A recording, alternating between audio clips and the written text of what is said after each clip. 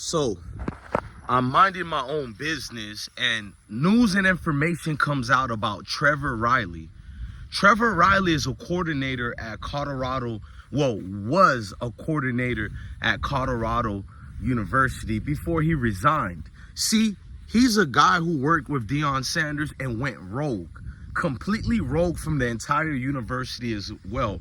What he did, the affiliation company of the NIL association with Colorado football, I guess they're managing deals and, the NIL deals, having money coming here and being orchestrated here and there, which is perfectly legal.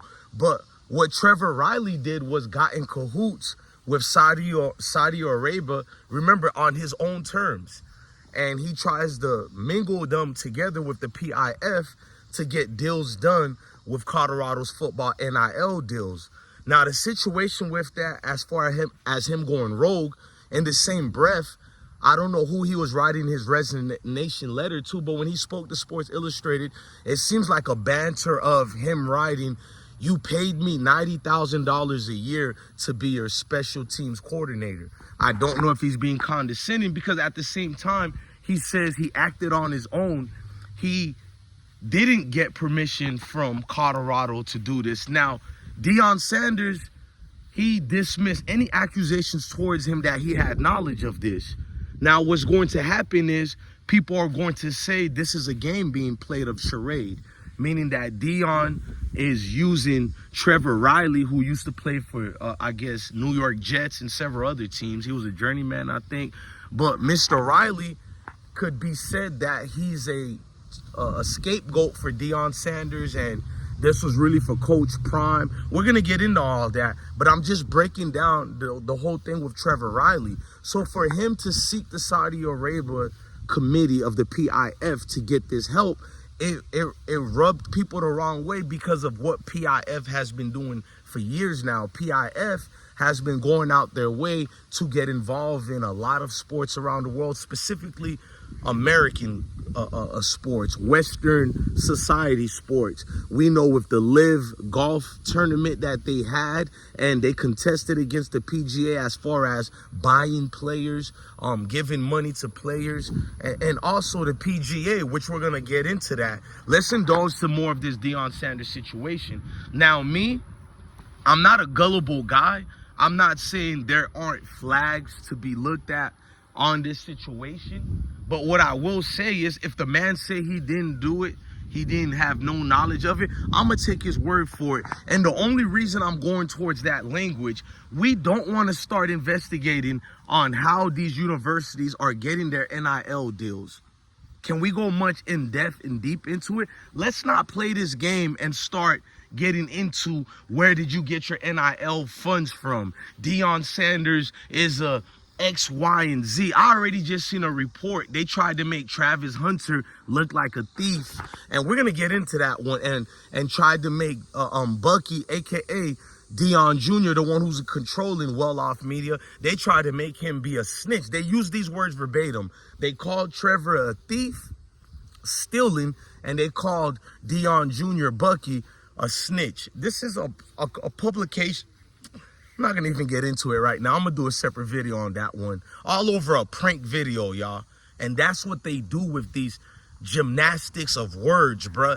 Don't fool yourself. Now, Trevor Riley, I don't know if he was an agent provocateur who was sent to take Deion down by any means, or if he was merely a staff member who was told by either Deion or the athletic director, Rick George, allegedly, or any of them, or the AIF, I forgot their NIL name of the association that covers Colorado's football NIL deals. But I don't know if he was told this or not, so I can't get on this camera and lie to the people who follow me. What I can do is play the game of charades by debunking a few things here.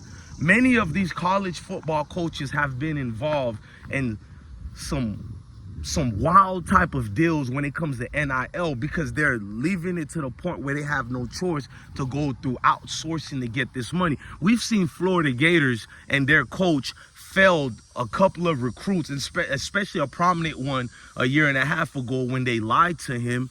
I think his name was, it starts with an R. You guys know in the comment sections. I haven't covered bro in over a year, but you know who I'm referring to. And Florida Gators and their NIL teams lied about those deals. So the PIF is out here giving billions of dollars to all these folks out here. I don't want to hear anything about these public. I just seen the New York Post try to make Deion Sanders look like he doesn't love his country.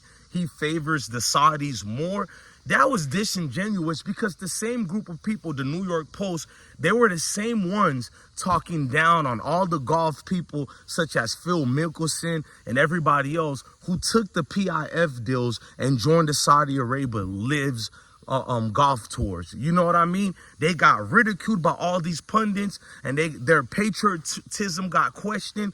Then all of a sudden, a few names. I mean, I know Tiger Woods didn't take the deal, and they cost Tiger Woods over $1 billion because they offered Tiger Woods, I think it was $1 billion or more, to be part of the PIF, PIF or whatever deals that they were doing with the Live Sports.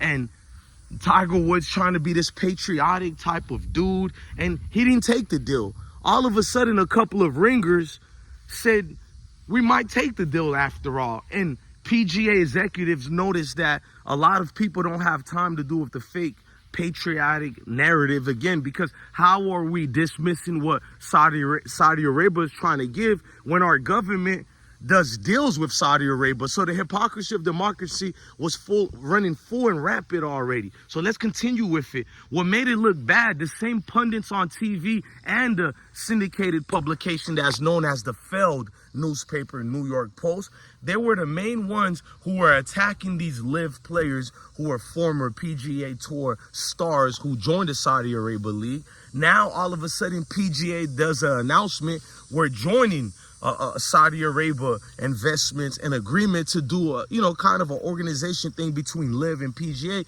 Everybody lauded the deal and applauded it. Everybody said, this is going to be great. This is a great thing next, a venture, a breaking news thing that's going to make everybody eat as far as the players and athletes. But now come Deion Sanders and this employee who went rogue, and we have to stick to that. If the employee say he went rogue, the school had no knowledge. If Deion Sanders said he had no knowledge of it, that's what we have to go with. But there's so many fake investigative journalists that really have ulterior motives, and they don't like Deion Sanders. They're coming out with so many stories. I guess this is the story that's running wild right now.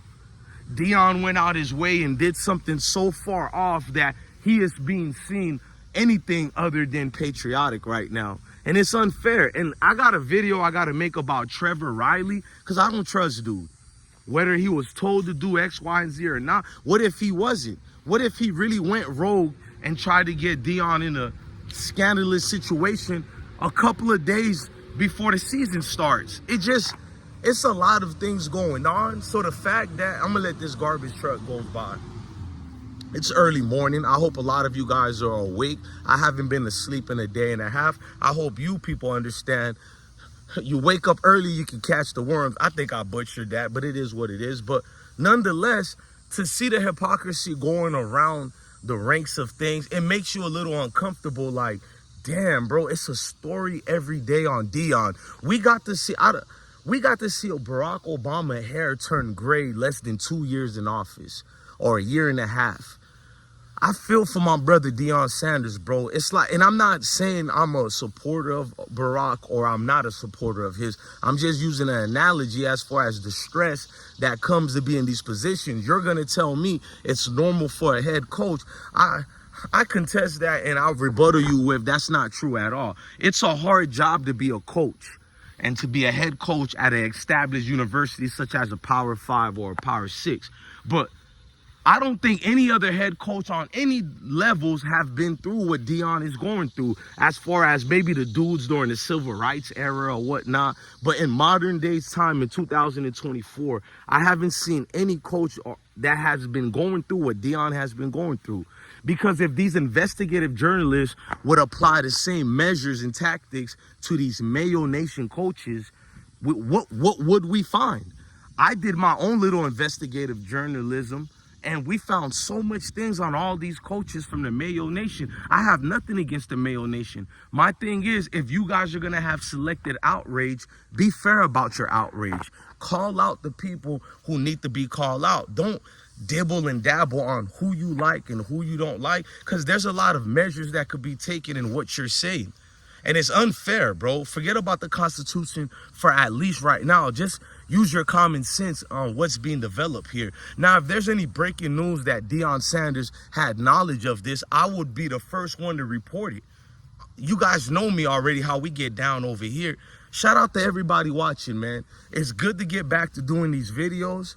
Like I said, look for the second channel we got, where I'll be uploading constantly nothing but football videos. I'm not doing it yet until we get a couple of subscribers on it, but I will still give you coverage of Colorado football and any sports updates, not just Colorado, on this platform. We took a 2-month break to do some, hip-hop journalism amongst the rappers who keep losing their life unexpectedly. Actually, it's been expected. If you're a drill rapper, you're not gonna make it. Let's just be honest. So it feels more comfortable going in my niche, which is football. And Trevor Riley, we got to make a second video about you. This is just more covering the aspects of things that are going on. Look, I'm DJ Blessed One, the best one, man. Love your family, love your kids. Stay blessed, gang.